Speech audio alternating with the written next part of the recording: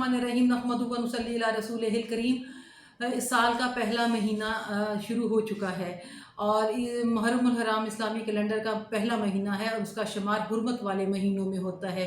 इस महीने की ख़ास बात यह है कि इमाम हुसैन और उनके साथियों की शहादत है जो करबला के मैदान में हुई। मुहर्रम का महीना मुसलमानों के लिए ख़ास अहमियत का हामिल है और मुहर्रमुल हराम के नफसियाती असरात पे अगर हम बात करें तो सबसे पहले जो इसका नफसियाती असर होता है वो गम और सोख की कैफियत होती है।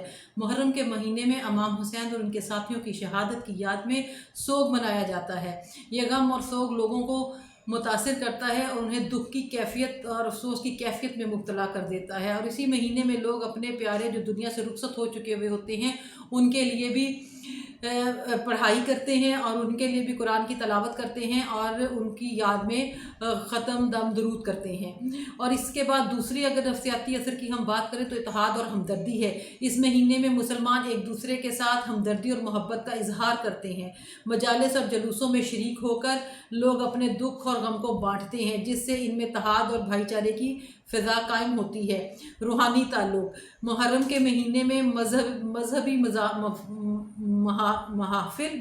मजहबी महफ़िलें मुहर्रम के महीने में सजाई जाती हैं और उसके बाद इमाम हुसैन की कुर्बानियों का जिक्र होता है और ये महफ़िलें जो हैं लोगों को रूहानी तौर पर मजबूत करती हैं और उनके ईमान को ताज़गी बख्शती हैं। और सबसे बड़ा नफसियाती असर जो होता है वो सब्र और इस्तकामत का होता है। इमाम हुसैन की कुर्बानी में सब्र और इस्तकामत की तालीम दी जाती है। इनकी कुर्बानी की याद लोगों को ज़िंदगी की मुश्किलात का सामना करने के लिए करने में उनको कुव्वत फराहम करती है, उनमें एक ड्राइव पैदा करती है आगे बढ़ने के लिए और हिम्मत पैदा करती है। और इसमें तारीख़ी शऊर आता है। मुहर्रमुल हराम का महीना लोगों को इस्लामी तारीख़ के अहम वाक़यात की याद दिलाता है। ये वाक़यात न सिर्फ मजहबी लिहाज से अहम हैं बल्कि इंसानी हकूक़, इंसाफ और सच्चाई के असूलों की भी अक्कासी करते हैं। मुहर्रमुल हराम का महीना नफसियाती तौर पर लोगों पर गहरे असरात छोड़ते हैं जो इन्हें रूहानी, जज्बाती और नफसियाती और समाजी लिहाज से मुतासिर करते हैं। और इस महीने की याद लोगों को सब्र, इत्तेहाद और कुर्बानी की अहमियत का एहसास दिलाती है, उनके ईमान को मज़ीद मजबूत करती है। और अगर हम बात करें कि साल के शुरू में हमें किस तरीके से चलना चाहिए, मैं आपको बताऊं, इस साल के पहले महीने में हमें ये अहद करना चाहिए कि हम अपने घर में अपने मुलाज़मों के साथ किस तरीके का बर्ताव करते हैं।